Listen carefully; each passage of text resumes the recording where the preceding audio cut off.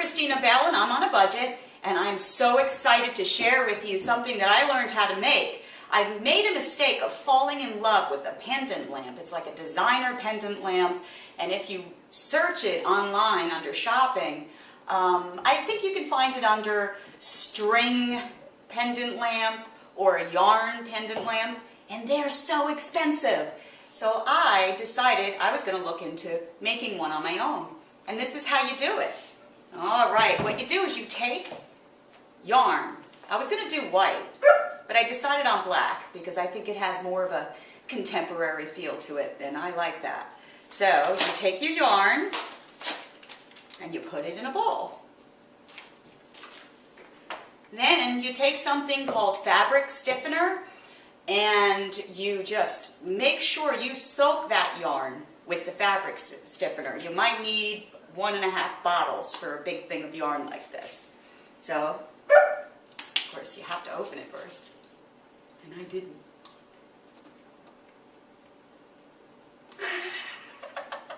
Okay, we'll edit that out. All right, you pour it all over the yarn in the bowl. And you want to soak it completely.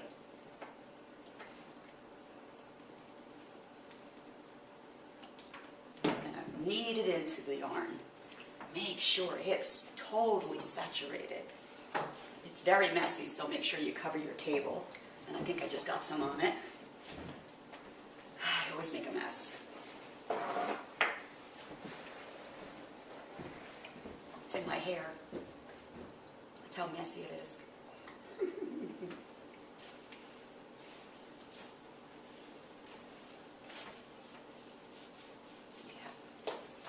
Once it's soaking, and I don't think that's enough, like I said, I think it's going to take 1.5 bottles. This thing about this, it doesn't smell too bad.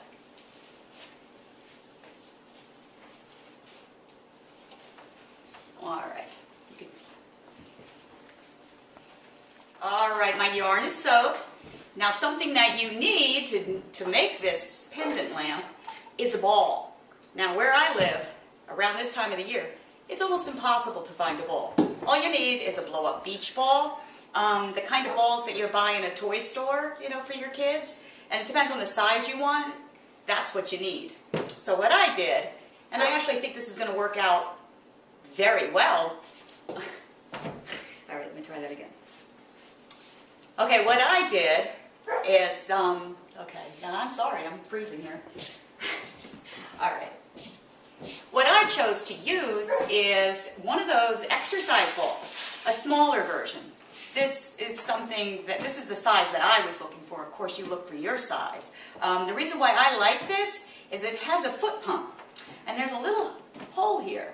And you blow it up with the foot pump, and then when you want to deflate it, you just pull that out and deflate it with the pump. That was ridiculous. Okay, now what you want to do to start is you want to take this yarn, the first one, very carefully unroll it. You don't want it to get tangled. And you tightly wrap it around once. Because what you're going to want to do is tie it at the top here. But you're going to want to leave a little extra so that you can hang it and dry it that way. Just make a little knot. Oh, there goes Bella. She wants to come in, but she's going to get covered in this stuff. All right. Here we go. Now, what you do is you just randomly spin it all the way around the ball. Random patterns. And continue doing that until your yarn is gone.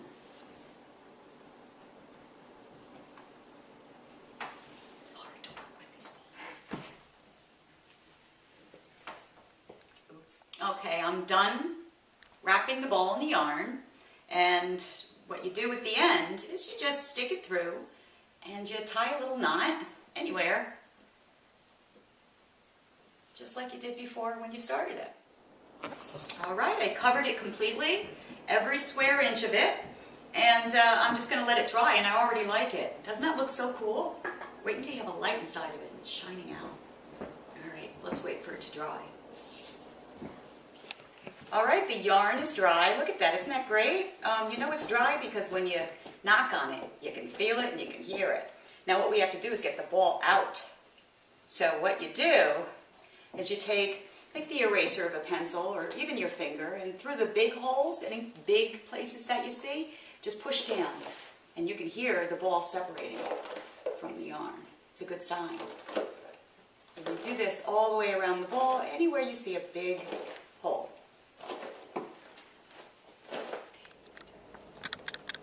Now if you're going to be using one of the light fixtures that you buy from the hardware store, all you need to do to run the wire up through it is find a big spot where there's no yarn.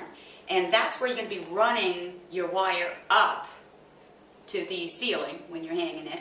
And then you're going to obviously need to be able to get the light fixture into the ball. So not only that, you're going to need to make a hole to get the ball out. But what you should do is find a plate or something round that's about the same diameter as the hole that the light bulb's going to be fitting into.